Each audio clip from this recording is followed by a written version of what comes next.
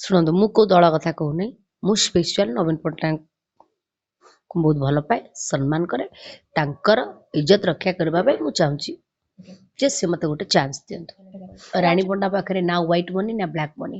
ରାଣୀ ପଣ୍ଡା ପାଖରେ କିଛି ନଥିଲେ ମନୋବଳ ଅଛି, ଲୋକମାନଙ୍କର ସପୋର୍ଟ, ସାଥ, ଭଲ ପାଇବା, ସ୍ନେହ ଶ୍ରଦ୍ଧା, ଆଶୀର୍ବାଦ ରହିଥାଉ, ବାସ୍ ଏତିକି ଯଥେଷ୍ଟ। ବିନା ମଦ, ବିନା ମାଂସ, ବିନା ପଇସାରେ ବି ରାଣୀ ପଣ୍ଡା ଜିତିବ ବୋଲି ତାର ଆଶା ଆଉ ଭରସା ବିଶ୍ୱାସ ଅଛି। ଆପଣ ବହୁତ ଲୋକଙ୍କୁ ଭରସା ବିଶ୍ୱାସ କରିଥିବେ, ଥରେ ଗୋଟେ ରାଣୀ ପଣ୍ଡାକୁ ବିଶ୍ୱାସ ଭରସା କରନ୍ତୁ। ଯୋଉଠି ଶେଷ ହୁଏ ରାଣୀ ପଣ୍ଡାର ସେଠି ଆରମ୍ଭ ହୁଏ, ଆଉ ଯୋଉଠି ତମର ଆରମ୍ଭ ହୁଏ ମୁଁ ସେଇଠି ଶେଷ କରିଦିଏ। ନୂଆପଡ଼ାରେ ମ୍ୟାଡ଼ାମ ବିଜେପିରୁ ଜୟ ଢୋଲକିଆ ପ୍ରାର୍ଥୀ ହୋଇଛନ୍ତି ନିର୍ବାଚନ ପାଇଁ, ଆପଣ ତାଙ୍କ ବିଷୟରେ କ'ଣ କହିବେ? ତାଙ୍କୁ ଟକ୍କର ଦେଇକି ଆପଣ ଜିତି ପାରିବେ? ନୂଆପଡ଼ାବାସୀ ଆପଣଙ୍କୁ ତାଙ୍କୁ ତ ମୁଁ ଓପନ ଚ୍ୟାଲେଞ୍ଜ ଦଉଛି, ଆଉ ତାଙ୍କୁ କ'ଣ କହିବି? ତାଙ୍କ ପାଇଁ ମୋର ଭାଷା ନାହିଁ। ଯିଏ ନିଜ ବାପାର ନୁହଁ ସେ ନବୀନ ବାବୁଙ୍କର ହବ କେମିତି, ସେ ନୂଆପଡ଼ାବାସୀଙ୍କର ହବ କେମିତି? ରାତାରାତି ନିଜ ମୁଣ୍ଡ ବିକି ଦଉଛି। ଯାତ୍ରାରେ ଅଭିନୟ କରିବି, ଯାହା ରୋଜଗାର ହବ ସେଥିରୁ 200 ପରିବାରକୁ ପୋଷିବି ଏବଂ ବର୍ଷ ଶେଷରେ ଯାହା ଲାଭ ମୋର ଥିବ ଲୋକଙ୍କ ସେବାରେ ଲାଗିବ। ପ୍ରଥମେ ଅଭିନୟ, ପରେ ସମାଜ ସେବା, ଆଉ ଏବେ ରାଜନୀତି ମାଧ୍ୟମରେ ଲୋକଙ୍କ ପାଖକୁ ଆଗେଇ ଆସିବାକୁ ଇଚ୍ଛା ପ୍ରକାଶ କରୁଛନ୍ତି। ଆଜି ଆମ ସହ ଅଛନ୍ତି ରାଣୀ ପଣ୍ଡା, ଯିଏକି ନୂଆପଡ଼ା ନିର୍ବାଚନରୁ ବିଜେଡି ପ୍ରାର୍ଥୀ ଭାବେ ଲଢ଼ିବାକୁ ଇଚ୍ଛା ପ୍ରକାଶ କରିଛନ୍ତି। ତ ଜାଣିବା କ'ଣ ପାଇଁ ରାଜନୀତିକୁ ଆସିବାକୁ ଇଚ୍ଛା ପ୍ରକାଶ କଲେ, କ'ଣ କରି ରାଜନୀତିରେ ଲୋକଙ୍କର ଆହୁରି ନିକଟତର ହେଇପାରିବେ। ମ୍ୟାଡ଼ାମ ନମସ୍କାର, STV ସ୍ୱାଗତ କରୁଛି। କେମିତି ଅଛନ୍ତି? ଭଲ ଅଛି। ମ୍ୟାଡ଼ାମ ଅଭିନୟ, ଯାତ୍ରା, ତାପରେ ସମାଜ ସେବା କରିକି ଲୋକଙ୍କର ମନ ଜିଣିଥିଲେ, ପୁଣି ରାଜନୀତି ମାଧ୍ୟମରେ ଲୋକଙ୍କ ପାଖକୁ ଆସିବାକୁ ଚାହୁଁଛନ୍ତି, ବିଜୁ ଜନତା ଦଳରୁ ପ୍ରାର୍ଥୀ ହେବାକୁ ଚାହୁଁଛନ୍ତି ନୂଆପଡ଼ା ନିର୍ବାଚନ ପାଇଁ। କାହିଁକି ବିଜୁ ଜନତା ଦଳକୁ ବାଛିଲେ? ଶୁଣନ୍ତୁ ମୁଁ କୋଉ ଦଳ କଥା କହୁନି। ମୁଁ ସ୍ପେଶିଆଲ ନବୀନ ପଟ୍ଟନାୟକଙ୍କୁ ବହୁତ ଭଲ ପାଏ, ସମ୍ମାନ କରେ। ତାଙ୍କର ଇଜ୍ଜତ ରକ୍ଷା କରିବା ପାଇଁ ମୁଁ ଚାହୁଁଛି ଯେ ସେ ମୋତେ ଗୋଟେ ଚାନ୍ସ ଦିଅନ୍ତୁ।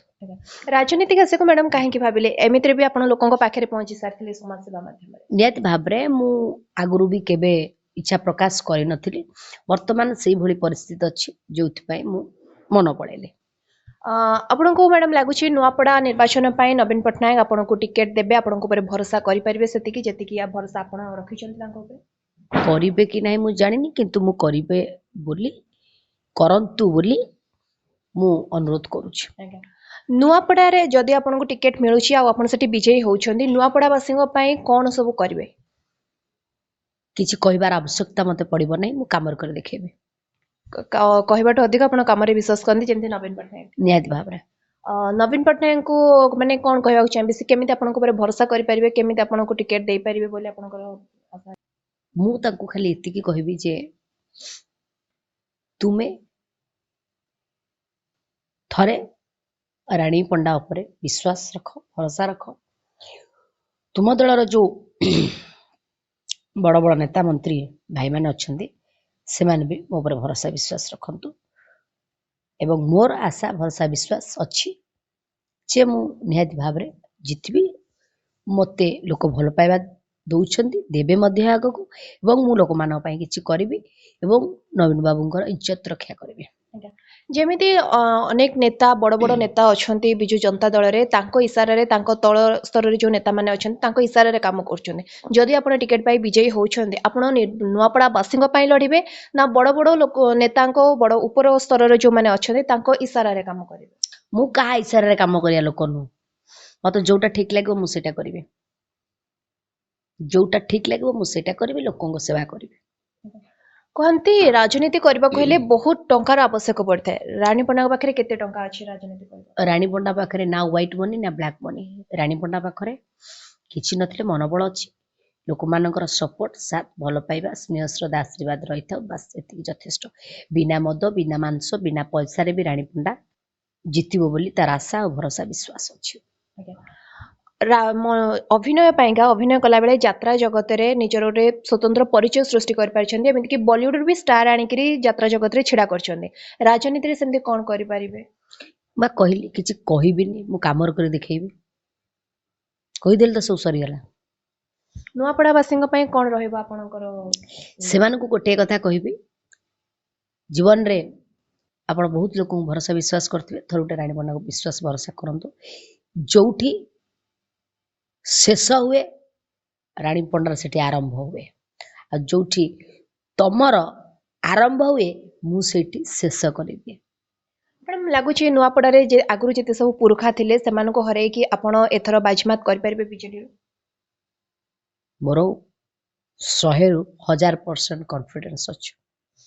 ଏଇ ଯୋଉ କନଫିଡେନ୍ସ ରାଣୀ ପଣ୍ଡାଙ୍କର ଅଭିନୟରେ ହଉ ସୋସିଆଲ ୱାର୍କରେ ହଉ ଯୋଉ କନଫିଡେନ୍ସ ରହିଆସିଛି ରାଜନୀତିରେ ବି ରହୁଛି କାହିଁକି ନା ରାଣୀ ପଣ୍ଡା ଆଜି ପର୍ଯ୍ୟନ୍ତ କୌଣସି କ୍ଷେତ୍ରରେ ହାରି ନାହିଁ।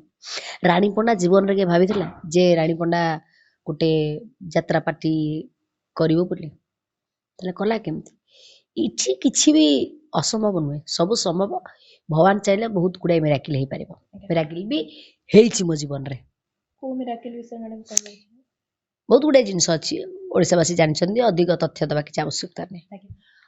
ନୂଆପଡ଼ାରେ ମ୍ୟାଡ଼ାମ୍ ବିଜେପିରୁ ଜୟ ଢୋଲକିଆ ପ୍ରାର୍ଥୀ ହୋଇଛନ୍ତି ନିର୍ବାଚନ ପାଇଁ, ଆପଣ ତାଙ୍କ ବିଷୟରେ କ'ଣ କହିବେ? ତାଙ୍କୁ ଟକ୍କର ଦେଇକି ଆପଣ ଜିତି ପାରିବେ? ନୂଆପଡ଼ାବାସୀ ଆପଣଙ୍କୁ ତାଙ୍କୁ ତ ମୁଁ ଓପନ ଚ୍ୟାଲେଞ୍ଜ ଦଉଛି, ଆଉ ତାଙ୍କୁ କ'ଣ କହିବି? ତାଙ୍କ ପାଇଁ ମୋର ଭାଷା ନାହିଁ। ଯିଏ ନିଜ ବାପାର ନୁହଁ, ସେ ନବୀନ ବାବୁଙ୍କର ହବ କେମିତି? ସେ ନୂଆପଡ଼ାବାସୀଙ୍କର ହବ କେମିତି? ରାତାରାତି ନିଜ ମୁଣ୍ଡ ବିକି ଦଉଛି, ରାତାରାତି ଦଳରେ ମିଶି ଯାଉଛି। କାଲି କହୁଥିଲା ଗୋଟେ କଥା, ଆଜି କହୁଛି ଗୋଟେ କଥା। ଏଟା ଯୋଉ ମୁଣ୍ଡ ବୁଲା ସେଉଳ ଭଳିଆ ସେ ହଉଛି, ତା କଥା କ'ଣ କହିବି? ନୂଆପଡ଼ାବାସୀଙ୍କଠୁ କେମିତି ଭୋଟ ମାଗିବେ ମ୍ୟାଡ଼ାମ୍? କିଛି ନାହିଁ, ସ୍ନେହ ଶ୍ରଦ୍ଧା ବାସ୍।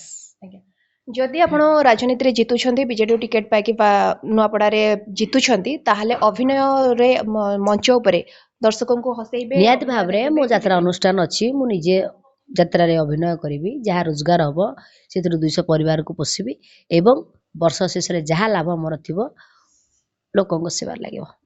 ଶେଷରେ ଲାଷ୍ଟ କ୍ୱେଶ୍ଚନ୍ ମ୍ୟାଡ଼ାମ୍, ନବୀନ ପଟ୍ଟନାୟକଙ୍କୁ କ'ଣ କହିବାକୁ ଚାହିଁବେ? ନବୀନ ବାବୁଙ୍କୁ ଖାଲି ଏତିକି କହିବି, ମୋତେ ଭରସା କର, ବିଶ୍ୱାସ କର, ମୋ ଉପରେ ଆଶୀର୍ବାଦ ରଖ, ମୋତେ ଆଗକୁ ଯିବା ପାଇଁ ଥରେ ସୁଯୋଗ ଦିଅ। ଦେଖ ରାଣୀ ପଣ୍ଡା ତମ ଇଜ୍ଜତ ରଖୁଛି ନା ନାହିଁ।